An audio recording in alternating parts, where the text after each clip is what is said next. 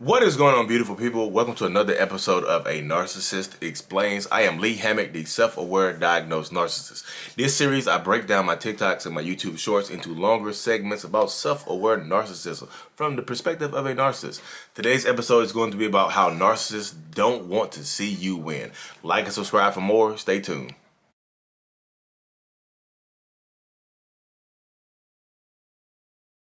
Narcissists do not want to see you win. And if you're new here, I'm a narcissist. I have narcissistic personality disorder. If you ever dealt with a narcissist or a toxic person and they say a statement like this, I want the best for you, even if it's not with me. I want you to be happy, even if it's not with me. I want you to be successful, even if it's not with me. They are lying their asses off to you. No real narcissistic or toxic person on this planet wants to see you happy without them. Sometimes they prove this point by trying to ruin every single relationship you have after them. They prove this point, even if you're still with them, by messing up your birthday parties, by messing up your celebrations, by not coming to your big events, or not showing up when you need them. No narcissist or toxic person on this planet wants to see you happy without them. Those statements right there I made in the beginning are lies that narcissistic people tell to make you feel like they care about you. Because most narcissists feel like they are the peak of your dating life, the peak of your marriage life, the peak of your life, period.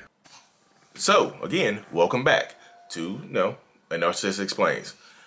Again, y'all, the crux, the basis of this episode is about how narcissists do not want to see you win. They might say it. They might say little statements like I mentioned in the TikTok. They might say, hey, look, I want you to be happy even if it's without me. I only want the best for you.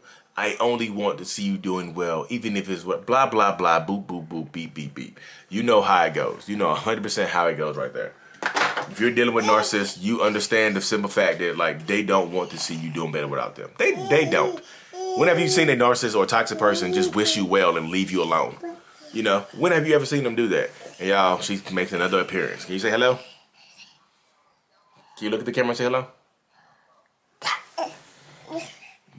But yeah, that's how narcissists and toxic people roll, y'all. That's the crux of it right there. That's the simplest way of putting it. They do not want to see you win if it's not without them. They want to have some credit for your win. If you do win without them, they will take credit for your glow-up journey. They will literally take credit for your glow-up journey and say, like, oh, I always knew you could do it. Even though they held you back, even though they told you you were not good enough, even though they said you wasn't good enough and prevented you from going to school. School is stupid. You're not as smart as you're not as smart as you think you are. All that other jazz right there. Even though they used to say statements to you like that and intentionally try to hold you back, they will come out, they will open their damn mouths and say, I always knew you could do it. Or say they push you to do it. I guess through the abuse they put you through, they were pushing you to do it right. Through the trauma that they were putting you through, they were pushing you to do it right. They were pushing you to be better by treating you terribly, correct? That's what they want you to think, correct? Is that how you really feel? Because no narcissistic person, no toxic person on this planet wants to see somebody that they think that who belongs to them do better without them. They just don't know. They just don't. I wish, if they are sending you text messages saying that I wish you well, they don't wish you well. They think that, look, narcissists, y'all, this is the ego of narcissists. Narcissists think that they are the best you're going to get. They think that they are the best you're ever going to get in your life. So if I think I'm the best you're ever going to get and I wish you well, I want to see you doing better without me, what sense does that make right there? If I'm the best you're ever going to get, what sense does it make? I say I wish you to hope the best for you. It doesn't, because it's contradictory. Because I think I'm the best you're ever going to get, then it doesn't mean I can't wish you the best if it's not with me. You see how that works right there? I keep telling people repeatedly over and over again, if you're dealing with narcissists, if you're dealing with toxic people, you have to understand that they are not your partner. They are your competition. They are ops. For the slang vernacular folks out here, narcissistic people are your ops. They are not your support system. They are not there to help lift you up. They are there to help, they are there to put you down and keep you where you are. They don't want to see you doing better than them. They don't. Narcissists, like, even this is not just a relationship. This is not just, an intimate relationship. This could be your brother, your sister, your parent, your best friend or something like that, they don't want to see you win if it means you're doing better than them.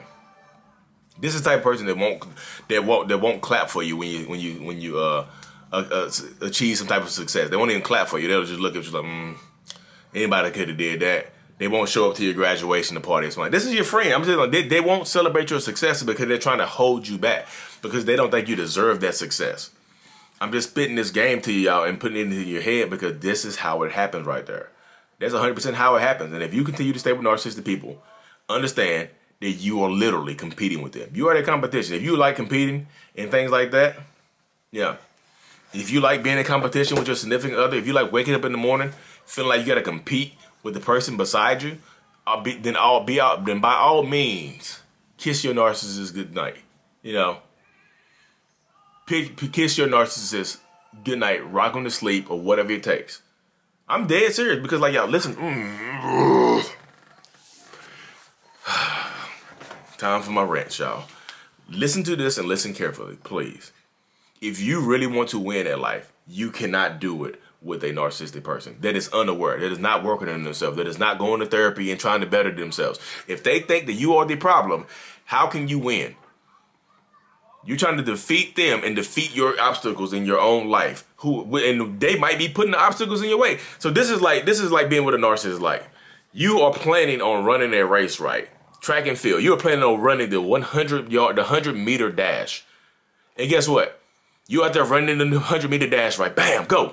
You running a 100-meter dash.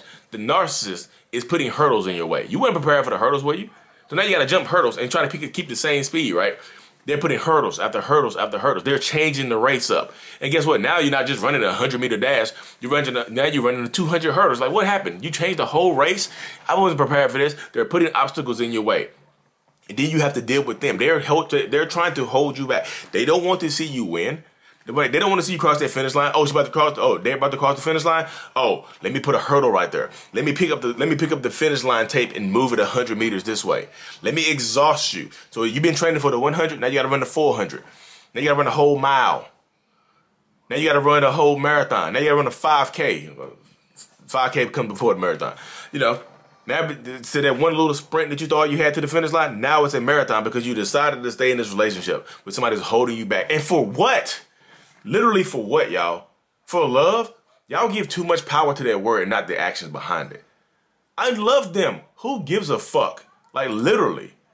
That love shit right there will get you destroyed. Because you try to hold on to love so much that you end up hurting yourself. Love should not hurt. That is not love. That is pain. That is trauma. You don't love that person. That person does not love you in the way that you need to be loved. You have to love yourself more to get past this traumatic situation, to get past this, and to turn that marathon back into this 100-meter sprint and achieve your goals that you plan on achieving anyway. Go to school, get your degree, glow up, get a better job, take care of your kids, take care of yourself, self-care, do something for yourself. What for? Don't lose yourself trying to chase after the chance of somebody loving you. I don't want to give up on them, then you're giving up on yourself. If you don't want to give up on them, then you are giving up on yourself.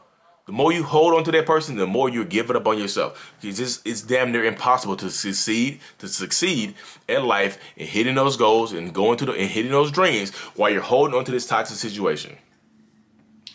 An unaware narcissist is a very, very dangerous person. An aware narcissist can also be dangerous, but narcissists that are in therapy, like Ben Taylor, putting in the work, putting in the conscientious effort to go forward their lives and to try to make a positive change in the world, that's admirable. If they're doing that, Ben's going to go to therapy for the rest of his life. Raw motivations. I'm going to be in therapy for the rest of my life.